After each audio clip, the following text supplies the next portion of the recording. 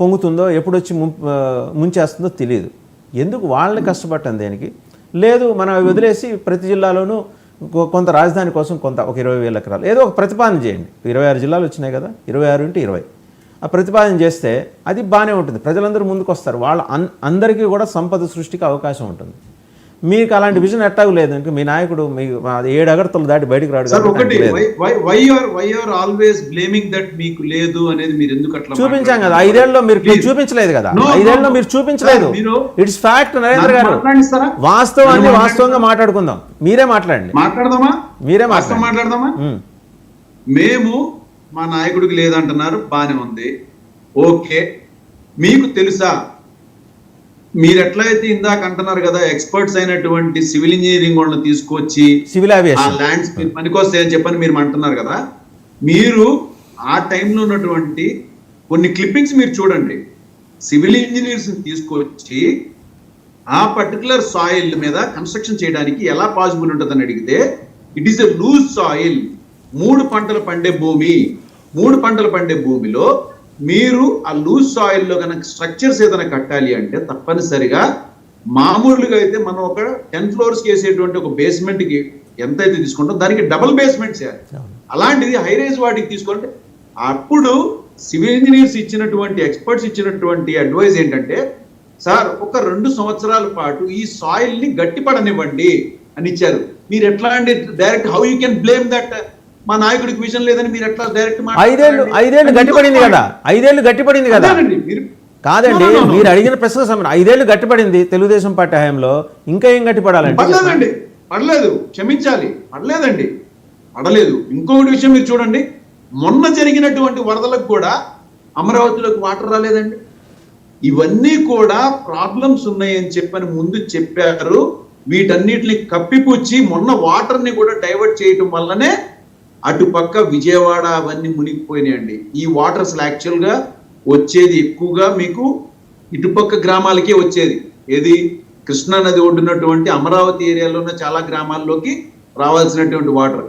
అలాంటి ప్రాంతం కాబట్టే ఆలోచించి నిర్ణయం తీసుకున్నారు. కానీ తొందరపడి కట్టుంటే ఎన్ని మాటలు అనేవాళ్ళు, అప్పుడు ఏ విధంగా మాట్లాడేవాళ్ళు, విజన్ ఈ విజన్ ఉన్న నాయకుడు ఏం చేశాడు చెప్పండి. మీరు అంటున్నారు కదా, ఇప్పుడు చందు సాంబశివరావుకి చాలా అసలు ఆయనకి నేను చెప్పేంతటువంటి కాదు చంద్రబాబు నాయుడు గారి గురించి ఏంటిది అనేది. ఎందుకంటే ఇవాళ హైటెక్ సీఎం అని పేరు తెచ్చుకోరావడానికి కారణం ఎవరో తెలుసా అండి మీ అందరికీ? చాలా మందికి తెలియదండి. ఆయనకి ఆ పేరు రావడానికి ముఖ్య కారకులే చందు సాంబశివరావు గారు అండి. చందు సాంబశివరావు గారు నాసాలో సైంటిస్ట్ తీసుకొచ్చి వినండి, చాలా వ్యాలిడ్ పాయింట్. ఆయనని తీసుకొచ్చి ఆయన దగ్గర నుంచి టెక్నాలజీ నేర్చుకుని ఆయనని పక్కకు పెట్టి ఆయనకి సరైన గుర్తింపు కూడా ఇవ్వలేదు. కాబట్టే చంద్రబాబు నాయుడు గారి దగ్గర నుంచి ఇదే చందు సాంబశివరావు గారు బయటికి విభేదించి రావడం జరిగిందండి. ఇది చంద్రబాబు నాయుడు గారి యొక్క విజన్. ఎవరి దగ్గర టాలెంట్ ఉన్నా కూడా ఆయన తీసుకుని ఆయన వాడుకుని ఆయనకి పేరు తెచ్చుకున్నాక ఆ పర్సన్ పక్కన పెడతారు. మీకు చిన్నది ఇందాక ప్రోటోకాల్ది నేను చెప్పలేకపోయాను. ప్రోటోకాల్ విషయంలో కూడా వస్తే ఎవరు గెలిచారండి మొన్న ఎలక్షన్స్ లో? టీడీపీ వల్ల జనసేన బీజేపీ గెలిచిందా, లేదా బీజేపీ జనసేన వల్ల టీడీపీ గెలిచిందా? ఆ ప్రశ్నలు దానికి సమాధానం మీకే వదిలేస్తున్నాను. మరి నాకు తెలిసి అయితే మాత్రం మొన్న ఇదే చందు సాంబశివరావు గారు ఉన్నటువంటి పార్టీలో ఆ ఆవిర్భావ సభలో నాగబాబు గారు కానీ పవన్ కళ్యాణ్ గారు మేము గెలిపించాం టీడీపీని అని అంటున్నారు, గంటాపదంగా చెప్తున్నారు. మీకు ఇన్విటేషన్ లో పేరు లేదేంటండి? ఇన్విటేషన్ లో పవన్ కళ్యాణ్ గారి పేరు లేదేంటండి? ఇదేనండి చంద్రబాబు నాయుడు గారు ఏంటంటే ఎక్కడ అవకాశం ఉంటే సరే. ఇంకొకటి 33,000 ఎకరాలు 34,000 ఎకరాలు ఆల్రెడీ తీసుకున్నారు. చందు సాంబశివరావు మాటకి వస్తున్నా నేను. మీరు అసలు 3,000 ఎకరాలు 5,000 ఎకరాలు తీసుకుని మీరు కట్టండి. కట్టిన తర్వాత ఆ యొక్క డెవలప్మెంట్ చూసుకుని పక్కన ఉన్నటువంటి రైతులు ఇగో ఇక్కడ ఇంత గొప్ప నగరం ఏర్పడింది, మా దానికి వాల్యూ ఇంత పెరిగిందని చెప్పి వాళ్ళు అమ్ముకుంటారు.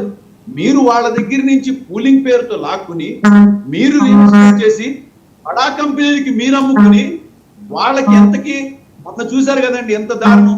టీసీఎస్ అనే కంపెనీకి 99 పైసలకి ఇవ్వటం ఎంతవరకు సమంజసం చెప్పండి.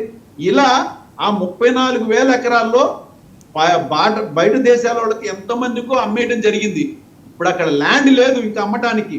అందుకే మళ్ళా 44,000 ఎకరాలు మళ్ళా తీసుకుని మళ్ళా అది కూడా రియల్ ఎస్టేట్ చేసుకోండి. ఏదైనా కానీ చంద్రబాబు నాయుడు గారు ఆయన డబ్బులు తినాలి తప్పించి ఇంకొకరిని ఎవరిని తిన్నెవరు. సామాన్యుడిని ముఖ్యంగా మీరు ఇందాక నుంచి చాలా మంచి పాయింట్ చెప్తున్నారు. సామాన్యుడు ఎలా బతకాలని, సామాన్యుడిని బతకడానికి ఎప్పుడు కూడా చంద్రబాబు నాయుడు గారికి ఇష్టం లేదండి.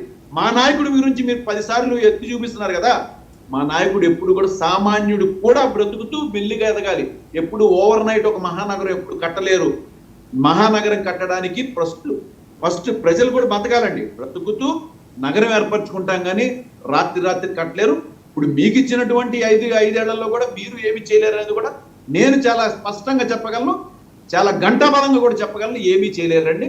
అండ్ ఇంకొక విషయానికి వస్తే చంద్రబాబు నాయుడు గారు అనే వాళ్ళు ఎవరినైనా, మోడీ గారిని కానీ పవన్ కళ్యాణ్ గారిని కానీ ఎవరైనా ఆఖరికి మీరు దొరికినా మీ దగ్గర టాలెంట్ ఉంటే ఆయన తీసుకుని ఆయన పేరు తెచ్చుకుని పక్కన పెట్టేస్తాడు, వాడుకుని పక్కన పడతాడు. అది ముఖ్యంగా కాపులు అనే వాళ్ళని ఎదగనివాడు ఆయన. కాపు నాయకులు అనే వాళ్ళని ఎక్కడ కూడా కనబడకుండా ఉండాలనేదే ఆయన ఆలోచన. Let us not deviate from the subject అండి. ఒకసారి సత్యమూర్తి గారు పక్కన పెడతారండి ఆయన. సత్యమూర్తి గారు నేను అడిగిన 2 ప్రశ్నలు. వరల్డ్ బ్యాంక్ పెట్టిన కండిషన్స్ ఏంటో దాని మీద శ్వేతపత్రం రిలీజ్ చేయమనండి.